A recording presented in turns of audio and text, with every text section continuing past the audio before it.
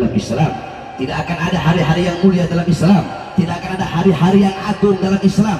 Abuya Sayyid Muhammad bin Alwi Al-Maliki, beliau pernah menukil perkataan daripada Imam Sayyid Muhammad Amin Qutbi. Al-Imam Sayyid Muhammad Amin Qutbi, ya Lailatul Itsnin, mada safahat, wahai malam Senin, apa yang telah menyapamu, wahai malam Senin. Engkau begitu mulia, engkau begitu agung, engkau begitu sempurna, wahai malam Senin. Ternyata engkau menjadi mulia, engkau menjadi agung karena berawal dari mula hari-hari yang mulia dalam Islam. Kalau bukan karena lahirnya Nabi, kalau bukan karena malam kelahiran Nabi, tidak akan ada malam-malam yang mulia dalam Islam. Kalau bukan karena hari lahirnya Nabi, tidak akan ada hari-hari yang mulia dalam Islam. Tidak akan ada Idul Fitri, tidak akan ada Idul Adha, tidak akan ada kemenangan perang Badar, tidak akan ada Fathul Makkah, tidak akan ada Ramadan, tidak akan ada Nuzulul Quran, tidak akan ada Lailatul Qadar, tidak akan ada iman, tidak akan ada Islam, ilmu, amal, wara, khauf, khasyah, zuhud, ibadah, qanaah. Tidak akan ada ulama, ustadz, kiai, habaib, masjid, pondok pesantren. Tidak akan ada itu semua kalau bukan karena diawali dengan lahirnya baginda Nabi besar Muhammad Sallallahu Alaihi Wasallam. Oleh karenanya, saudara-saudaraku sekalian yang dimuliakan oleh Allah, kita duduk di sini bergembira, kita duduk di sini berbahagia dengan maulidnya Nabi, dengan lahirnya Nabi Muhammad. Yang memerintahkan bergembira, yang memerintahkan berbahagia bukan para ustadz, bukan para kiai, bukan para habaib, bukan para salafun saleh, bukan para tabi'in, bukan juga para tabi'in, bukan sahabat, bukan para sahabat, bukan Nabi Muhammad, bukan malaikat, tetapi yang memerintahkan bergembira, yang memerintahkan berbahagia dengan lahirnya Nabi adalah Allah Subhanahu wa taala. Apa dalilnya? Dalam Al-Qur'an Allah berfirman, "Qul bi fadlillah wa bi rahmati fabidzalika falyafrahu." Katakanlah, dengan karunia Allah dan dengan rahmat Allah, maka dengan karunia dan rahmat tersebut falyafrahu, hendaklah mereka bergembira, hendaklah mereka berbahagia dengan adanya karunia dan rahmat Allah. Apa karunia Allah? Apa rahmat Allah? Dalam kitab-kitab tafsir dijelaskan.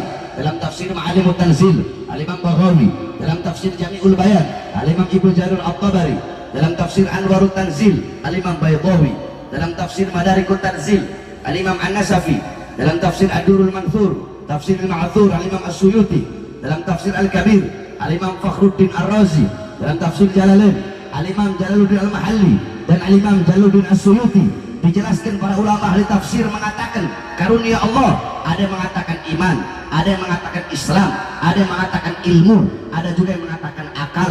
Adapun rahmat Allah, sebagaimana dalam ayat yang lain Allah berfirman, "Wa ma arsalnaka illa rahmatan lil alamin." Nabi Muhammad diutus oleh Allah sebagai rahmat yang paling besar, rahmat yang paling agung, rahmat yang paling sempurna. Maka dengan adanya Islam, iman, ilmu, akal sebagai karunia Allah, dan dengan adanya Nabi Muhammad sebagai rahmat Allah yang paling besar, yang paling agung, falyafrahu, hendaklah kita semua bergembira dengan adanya baginda Nabi besar Muhammad Sallallahu Alaihi Wasallam. Maka kita duduk pada malam hari ini untuk bergembira, untuk berbahagia dengan lahirnya makhluk yang paling mulia, dengan lahirnya cahaya alam semesta, yaitu baginda Nabi besar Muhammad Sallallahu Alaihi Wasallam. Saudara-saudara, Al-Imam Busiri radhiyallahu anhu di dalam qasidah Muhammadiyahnya, beliau berkata, Muhammadun dzikruhu rauhun li anfusina, Muhammadun syukruhu fardun alal umami. Muhammad dzikruhu, menyebut namanya, Muhammad mengingatnya, Muhammad mengingatnya, mengenangnya, Muhammad menyebut namanya, rauhun li anfusina, ketenangan, kedamaian bagi jiwa-jiwa kita. Ketika disebut nama Muhammad, telaga Al-Kautsar yang sedang mengalir, telaga Al-Kautsar berhenti mengalir. Kenapa telaga Kautsar berhenti mengalir? Telaga Al-Kautsar berhenti mengalir karena berhenti diam, ingin mendengar suara orang-orang yang menyebut nama cahaya alam semesta baginda Nabi besar Muhammad Sallallahu Alaihi Wasallam. Menyebut nama Rasulullah adalah obat bagi kegalauanmu, obat bagi penderitaanmu, obat bagi kesukaran hatimu, obat bagi kesempitan hatimu. Muhammadun dzikruhu rauhun li anfusina. Jangankan menyebut nama Nabi Muhammad, jangankan menyebut nama datuknya, menyebut nama cucunya saja dikatakan wa dzikrul idrusil gutub ajra anil qalbi sada lisadiqin. Menyebut nama al-Imam Al-Qutb Syamsus Syumus wa Yuhin Nufus Al-Habib Abdullah ibn Abi Bakar Idrus, menyebut nama beliau wa dzikru idrusil gutub ajra anil qalbi sada lisadiqin, itu bisa menjadikan ketenangan bagi hati-hati, itu bisa menjadi obat bagi penyakit-penyakit hati, itu bisa menjadi kedamaian, menjadi ketenangan, menjadi ketentraman bagi orang-orang yang yakin terhadap beliau Al-Habib Abdullah bin Abi Bakar Idrus. Apalagi menyebut nama datuknya bagi Nabi besar Muhammad sallallahu alaihi wasallam. Muhammadun dzikruhu rauhun li anfusina, Muhammadun syukruhu fardhun 'alal umami. Muhammad, bersyukur dengan adanya beliau, bersyukur dengan lahirnya beliau, wajib bagi setiap umat untuk bersyukur dengan adanya baginda Nabi besar Muhammad sallallahu alaihi wasallam. Saudara-saudara sekalian yang dimuliakan oleh Allah Subhanahu wa taala, oleh karenanya dengan adanya peringatan-peringatan Maulid Nabi besar Muhammad sallallahu alaihi wasallam, dengan adanya acara-acara Maulid seperti ini, maka jadikanlah Nabi Muhammad sallallahu alaihi wasallam sebagai engkau punya uswah, engkau punya qudwah, teladanmu, pedomanmu, idolamu dalam kehidupanmu sehari-hari. Jangan engkau jauh dari ajaran Nabi Muhammad, jangan engkau jauh dari sunnah-sunnah Nabi Muhammad, jangan engkau jauh dari akhlak baginda Nabi besar Muhammad, jangan engkau jauh dari perjuangan Nabi Muhammad di dunia. Saudara-saudara, dekatlah engkau, carilah engkau, duduklah selalu engkau dengan para pewaris Nabi Muhammad, dengan para penerus perjuangan Nabi Muhammad, dengan para penyambung lidah Nabi Muhammad, dengan para pemegang tongkat-tongkat estafet perjuangan baginda Nabi besar Muhammad. Siapa? Beliau-beliau adalah para ulama, para ustadz, para kiai, para habaib. Jangan jauh dari beliau-beliau, cintai beliau-beliau, dekat dengan beliau-beliau. Al-Imam Malik radhiyallahu anhu, beliau berkata, muhibbal qaum yalhaq bil jamaah. Pecinta suatu kaum kelak di akhirat akan dikumpulkan bersama kaum, bersama golongan, bersama kelompok yang ia cintai. Al-Imam Ghazali radhiyallahu anhu, beliau berkata, muhibbal mahbubal mahbub mahbub wa muhibbal mahbub mahbub. Dicintai oleh orang-orang yang dicintai oleh Allah, maka orang itu pun akan dicintai oleh Allah.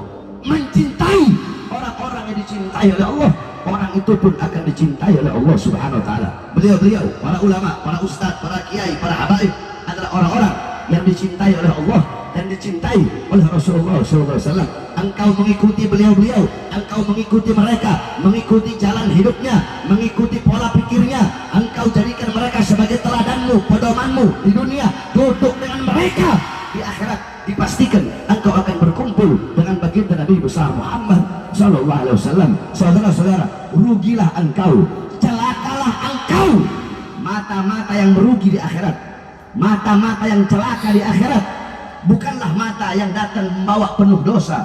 Mata-mata yang merugi di akhirat, mata-mata yang celaka di akhirat adalah mata-mata yang diharamkan oleh Allah untuk memandang wajah indah baginda Sayyidina Muhammad. Mata-mata seperti apa yang di akhirat tidak bisa memandang wajah Nabi Muhammad?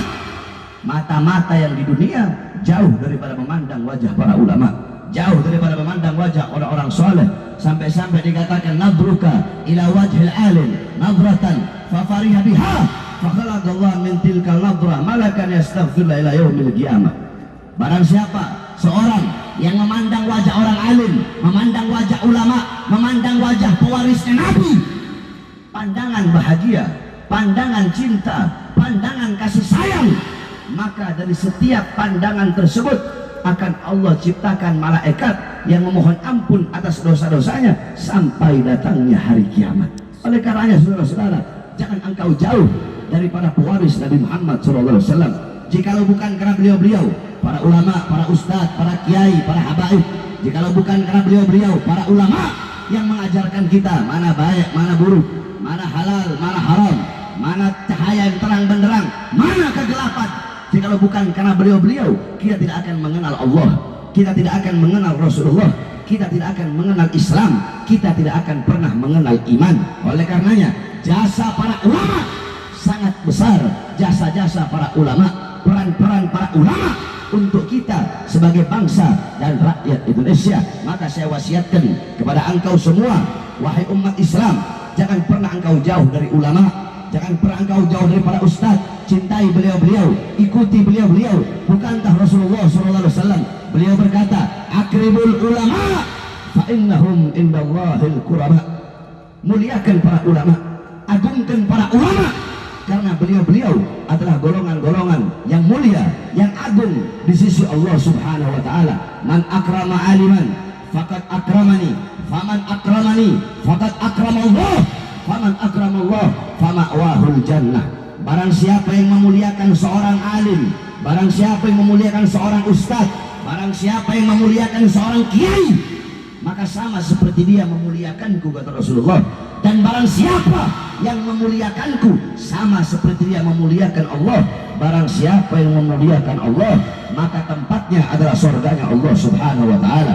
Kun aliman, jadilah kalian semua, wahai umat Islam, wahai umatku, kata Rasulullah, kun aliman, jadilah kalian orang alim, jadilah kalian orang yang berilmu, jadilah kalian orang yang mengerti agama, jadilah kalian orang yang mengenal agama. Habib, saya nggak bisa jadi orang alim.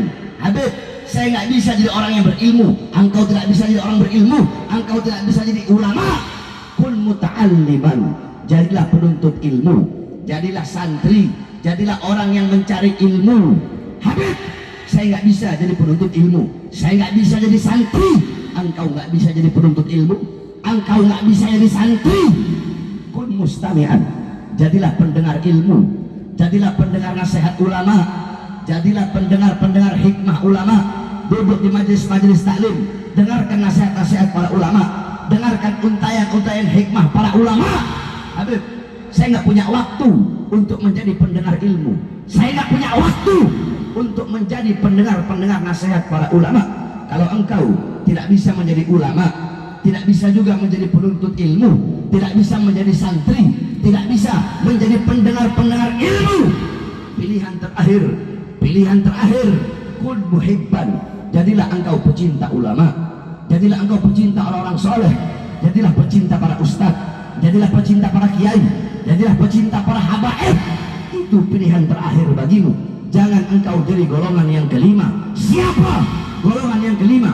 Golongan yang kelima, ulama bukan, ustadz bukan, kiai bukan, santri bukan, penuntut ilmu bukan, pendengar ilmu bukan, pendengar nasihat bukan, ulama bukan, santri bukan, pendengar bukan, pecinta ulama juga bukan. Ahli maksiat iya, ahli dosa iya, bajingan iya, bangsat iya, malah menjadi mubghidan, menjadi pembenci para ulama, menjadi pembenci para ustadz, menjadi pembenci para kiai, dan menjadi pembenci para habaib. Saudara-saudara, apalagi para habaib, apalagi para anak cucu Rasulullah. Awas, hati-hati saudara-saudara, jangan pernah engkau melepaskan hubunganmu dengan para anak cucu Rasulullah SAW. Siapa yang memberikan kalian kewaspadaan? Siapa yang memberikan peringatan bahwasanya kalian harus hati-hati, jangan sampai hati kalian berubah benci atau tidak suka kepada para anak cucu Rasulullah SAW. Jangan engkau jauh dari para habaib. Rasulullah yang mengatakan, apa kata Rasulullah? An-nujum amanu li ahli sama wa ahli baiti amanu li ahli al-arab. Bintang-bintang adalah pengaman, bintang-bintang adalah keamanan bagi para penduduk-penduduk langit, sedangkan keluargaku, sedangkan anak cucuku, mereka adalah pengaman, mereka adalah keamanan bagi para penduduk-penduduk bumi. Saudara-saudara, qala Rasul, ahli baiti kasafinatin Nuh, kata Rasulullah, keluargaku, anak cucuku, mereka bagaikan perahu Nabi Allah Nuh. Siapa yang naik selamat, yang tidak naik maka tidak akan pernah selamat. Orang kalau benci habaib, mau ilmunya tinggi sampai di langit, mau dia kuasai semua kitab-kitab, tapi benci kepada habaib, benci kepada salah satu anak cucu Rasulullah, nol. Dia tidak akan pernah dipandang oleh baginda Nabi besar Muhammad sallallahu alaihi wasallam. Orang kuasanya, dia punya kekuasaan, sekalipun dia menjadi raja bagi seluruh dunia ini, dia punya kerajaan di seluruh dunia, dia punya kekuasaan di seluruh dunia, tapi benci kepada habaib, benci kepada anak cucu Rasulullah, dia tidak akan mendapatkan pandangan dari Rasulullah sallallahu alaihi wasallam. Orang hartanya seabrak-abrak, kaya raya, hartanya nggak habis-habis, tetapi benci kepada anak cucu Rasulullah, tidak akan mendapat pandangan dari Rasulullah sallallahu alaihi wasallam. Saudara-saudara, sampai-sampai apa kata Rasulullah? Engkau perhatikan betul-betul ini hadis. Apa kata Rasulullah? Hum itrati khuliqu min tinati fawailun lil mukadzibina bi fadlihim man ahabbahum ahabbahullah man abghadahum abghadahullah. Apa kata Rasulullah? Mereka keluargaku, mereka anak cucuku, mereka diciptakan dari tanahku. Barang siapa yang mencintai mereka, barang siapa yang mencintai mereka, aku cinta kepadanya. Barang siapa yang membenci mereka, aku benci kepadanya. Barang siapa yang mencintai mereka, Allah akan cinta kepadanya. Barang siapa yang membenci mereka, Allah akan benci kepada mereka. Saudara-saudara, qala Rasul, man abghadana ahlal bait hasyarahullah yaumal qiyamah yahudiyan. Kila in sama wa shalla, qala in sama wa shalla. Apa kata Rasulullah, bapak-bapak, ibu-ibu? Rasulullah bersabda, barang siapa yang membenci ahlul bait, barang siapa yang membenci para habaib, membenci para habib, membenci anak cucu Rasulullah, kelak di akhirat Allah bangkitkan menjadi orang-orang Yahudi. Sahabat bertanya, in sama wa shalla, walaupun dia sholat ya Rasulullah, walaupun dia puasa, kalau dia membenci anak cucu Rasulullah, apakah nanti di akhirat bakal tetap Allah bangkitkan menjadi orang-orang Yahudi?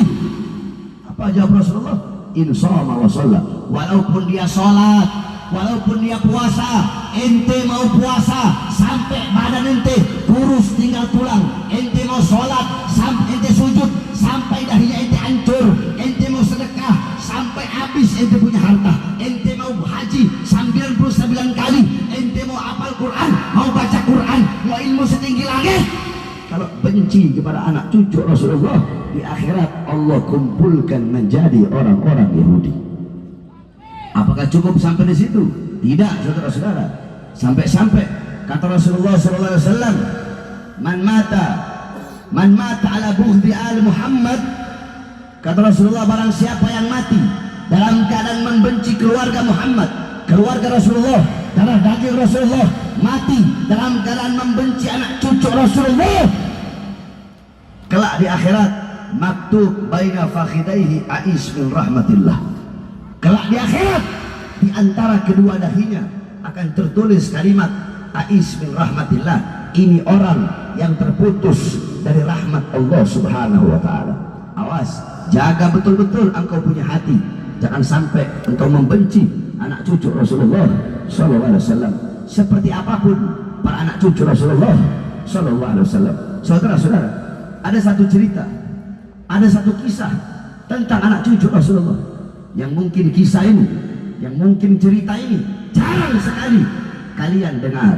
Saya ceritakan kepada kalian agar menjadi pelajaran bagi kalian. Dulu ada seorang syarifah. Jadi kalau laki-laki itu Habib, kalau perempuan Habibah. Kalau laki-laki Syarif, kalau perempuan Syarifah. Kalau laki-laki Sayyid, kalau perempuan Sayyidah. Tapi kebanyakan kalau di Indonesia, cucu Rasulullah yang laki disebut Habib, yang perempuan disebut Syarifah. Nah dulu ada seorang Syarifah. Ini Syarifah janda, saudara-saudara. Suaminya meninggal dunia, dia janda, dia punya anak 2, anaknya yatim, masih kecil-kecil. Ini Syarifah dalam keadaan kelaparan, ini Syarifah dalam keadaan kehausan, ini Syarifah dalam keadaan kelelahan. Akhirnya dia pergi ke rumah seorang syekh, dia pergi ke rumah seorang ahli agama. Kenapa itu Syarifah pergi ke rumah seorang syekh? Kenapa itu Syarifah perginya ke rumah ahli agama? Karena itu Syarifah tahu bahwasanya yang paling mengenal, yang paling tahu yang paling tahu akan kemuliaan anak cucu Rasulullah pasti orang yang paham agama, para ustadz, para kiai, para syekh. Mereka yang tahu akan keutamaan dan kemuliaan para habaib, para syarifah, para anak cucu Rasulullah SAW. Maka ini syarifah datang kepada ini syekh. Ketika ini syarifah datang, ini syarifah berkata, wahai syekh, aku seorang syarifah, aku seorang janda, anak-anakku yatim, aku dalam keadaan kelaparan, bersediakah engkau memberiku makan? Aku dalam keadaan kehausan, bersediakah engkau memberi aku minum? Wahai syekh, aku tidak punya rumah untuk berteduh dari matahari, dari panas, dari hujan. Apakah engkau bersedia memberikan aku tempat tinggal sementara? Itu syekh tertawa, kemudian dia menjawab, engkau mengaku engkau seorang syarifah, seorang anak cucu Rasulullah. Apa buktinya kalau engkau seorang syarifah? Apa buktinya kalau engkau adalah anak cucu Rasulullah Sallallahu Alaihi Wasallam? Pergi sana. Diusir itu syarifah. Itu syarifah pergi dari rumah syekh tersebut, dari depan pintu rumah. Itu syarifah pergi dalam keadaan hati yang tersakiti, saudara-saudara. Itu syarifah pergi dalam keadaan berlinang air mata.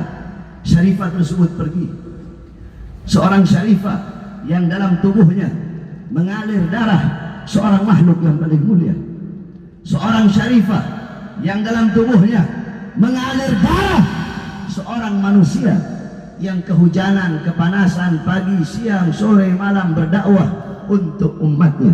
Seorang syarifah yang di dalam tubuhnya mengalir darah seorang manusia yang pernah 3 hari 3 malam tidak makan, mengganjal perutnya dengan batu, kelaparan demi umatnya. Seorang syarifah tersebut keluar, kemudian dia menyusuri itu kampung. Sampai di ujung kampung dia bertemu dengan seorang majusi, dengan seorang penyembah api, penyembah matahari. Pergi ini syarifah di rumah itu majusi. Ini syarifah berkata sebagaimana perkataan ini yang ia sampaikan kepada itu syekh tadi. Aku seorang syarifah, aku kelaparan, bersediakah engkau memberi aku makan? Aku kehausan, bersediakah engkau memberikan aku minum? Nah, saudara-saudara, ketika ini orang majusi mendengar dia adalah seorang syarifah, maka tiba-tiba ini majusi berkata, engkau seorang syarifah, seorang anak cucu Muhammad, Nabi Muhammad, Nabi yang diagung-agungkan oleh umat Islam, Nabi yang dimuliakan oleh umat Islam, engkau cucunya. Ayo masuk, silahkan masuk. Dia beri makan, dia beri minum, dia beri tempat istirahat. Itu orang majusi memuliakan syarifah tersebut karena ini majusi tahu bahwasanya Nabi Muhammad Nabi yang sangat dimuliakan oleh umat Islam. Singkat cerita, ini syekh tadi malamnya dia bermimpi, saudara-saudara. Malamnya dia bermimpi. Di dalam mimpinya ada seorang sosok yang sedang menggiring kelompok, yang sedang menggiring umat untuk masuk ke dalam surga. Ayo masuk, masuk, ayo masuk. Kemudian ini syekh tadi berkata, siapa engkau? Sosok yang ada depan dia tidak mau menoleh. Jadi sosok yang ada di depannya membelakangi ini syekh. Sosok tersebut berkata, ana Muhammad ibn Abdullah. Aku Muhammad ibn Abdullah. Aku Muhammad Rasulullah. Ini syekh berkata, ya Rasulullah, siapa golongan yang engkau suruh masuk ke dalam surga itu? Apa kata Rasulullah? Golongan yang aku suruh masuk ke dalam surga, mereka adalah umatku. Apa kata syekh? Ya Rasulullah, aku juga umatmu, tapi kenapa aku tidak engkau giring untuk masuk ke dalam surga? Apa kata Rasulullah? Apa buktinya kalau engkau adalah umatku? Apakah engkau masih ingat kata-kata ini yang engkau lontarkan untuk anak cucuku yang dalam keadaan kelaparan? Kata-kata ini yang engkau lontarkan untuk anak cucuku yang dalam keadaan kehausan. Dia datang kepadamu minta tolong, minta makan, minta minum. Engkau berkata, apa buktinya kalau engkau adalah syarifah? Sekarang engkau minta masuk dalam surga. Aku tanya kepadamu, apa buktinya kalau engkau adalah umatku? Bangun ini syekh tadi. Ketika ini syekh bangun, dia kaget. Langsung dia telusuri semua rumah-rumah di kampung itu. Dia cari di mana syarifah tadi. Sampai dapat di rumah seorang majusi. Dia berkata, wahai Majusi, serahkan Syarifah itu kepadaku. Apa kata itu Majusi? Tidak, demi Allah, Syarifah ini adalah milikku. Ketahuilah bahwasanya karena Syarifah ini aku masuk ke dalam Islam. Dan ketahuilah, kakeknya Rasulullah telah mempersiapkan bagiku kelak di akhirat surga yang dalamnya terdapat istana yang megah yang kakeknya hadiahkan untukku karena telah menolong anak cucunya.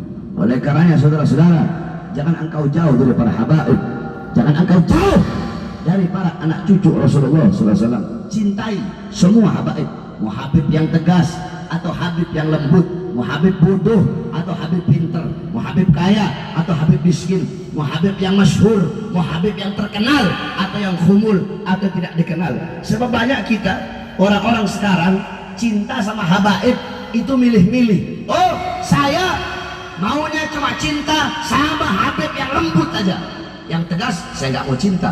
Atau sebaliknya, saya cuma mau cinta sama habib yang tegas aja, yang lembut saya nggak mau cinta. Itu berarti orang cintanya tempatnya di mata, bukan dalam hati. Saudara-saudara, cintai seluruh anak cucu Rasulullah, karena siapapun para habaib, para anak cucu Rasulullah, mereka yang tegas atau mereka yang lembut, mereka yang berdakwah secara tegas akan berdakwah secara lembut, dua-duanya mencerminkan kepribadian datuknya, yaitu baginda Nabi besar Muhammad SAW.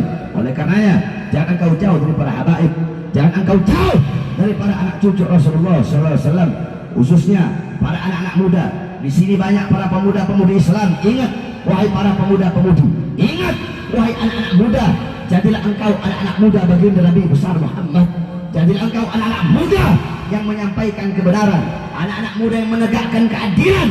Kalian para anak-anak muda, kalian gak boleh lembek, mental kalian gak boleh kayak kerupuk kena air langsung melempem. Kalian para anak-anak muda harus punya mental baja, harus punya keberanian di dalam menyampaikan kebenaran, di dalam menyampaikan yang hak itu hak, yang batil itu batil. Pasti ketika kalian berjuang untuk agama, ketika kalian berjuang untuk bangsa, ketika kalian berjuang untuk rakyat, ketika kalian berjuang untuk Indonesia, ketika kalian berjuang untuk menegakkan keadilan, ketika kalian berjuang untuk melawan kezaliman, untuk melawan kemungkaran, untuk melawan ketidakadilan, pastinya kalian akan dihina, pastinya kalian akan dicaci, pastinya kalian akan dimaki, pastinya kalian akan diasingkan, pastinya kalian akan dipenjara, atau bisa jadi nanti kalian akan dibunuh karena menegakkan kebenaran, menyampaikan kebenaran, menegakkan keadilan, dan tidak pernah tunduk kepada kezaliman, kemungkaran, serta kemaksiatan. Saudara-saudara sekalian yang dimuliakan oleh Allah Subhanahu wa taala, kami, saya Bahar bin Smith, berkali-kali saya keluar masuk penjara. 2009 penjara, 2010 di penjara, 2012 di penjara, 2018 di penjara, 2020 keluar, baru 2 hari dibawa ke Nusa Kambangan. 2021 bebas, 2021 keluar, baru 1 bulan masuk lagi, dibawa ke Polda Jabar, ditahan, baru bebas 4 bulan yang lalu.